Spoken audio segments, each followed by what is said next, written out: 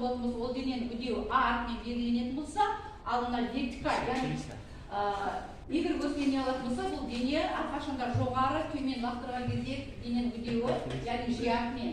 Яғни С ашыққа байланысты болатын болса, уже мына формула енді есептер шығарамыз. Кім жылдам? Давайте балдар тез орналастырып есептер шығарамыз. Топ басшылары мынау сұрақтарға жауап берген топшыларға бағалап отырамыз.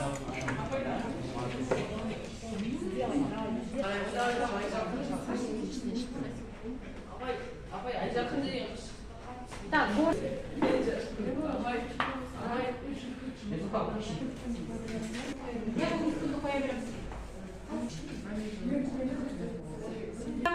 мына дұрыс қой есебі, иә?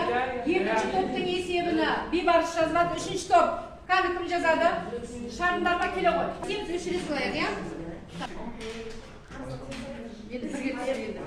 Есептері дұрыс шығарылды, дәптерлерімізге әдемелеп көшіріп алуымызға болады.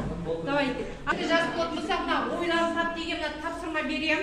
Яғни сағат, қағаз, қалам, осы құралдар арқылы бұлда біз осы бөлменің кез келген бөлмедегі дененің биіктігін анықтаймыз. Яғни осы төрт түрлі не бойынша, яғни қалам, қарындаш, мынау тастың орнына, яғни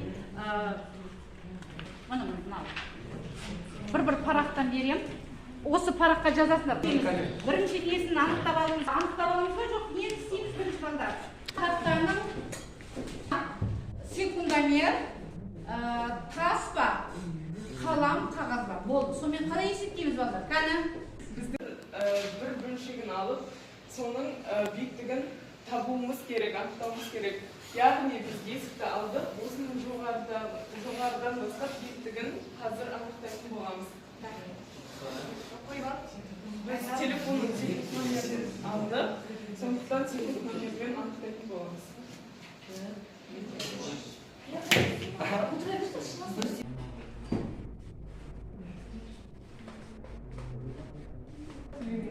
Бірден 0,5, иә? Метр екен, иә? Так, балдар, отырамыз. Не үйрендік, не білдім. Яғни қарандаш мына жерде. Векторлық шама, белгіленуі, өлшемділігі, формуласы қандай шамаға тәуелді, қандай шамаға тәуелді емес. Жаңа таратқан парақшаларымызға жазамыз, өздеріңе маған кері байланыс жасайсыздар. Бағалау парақшаларыңызды әкеліңдер, сол бағалау парақшалары бойынша мен оқушыларды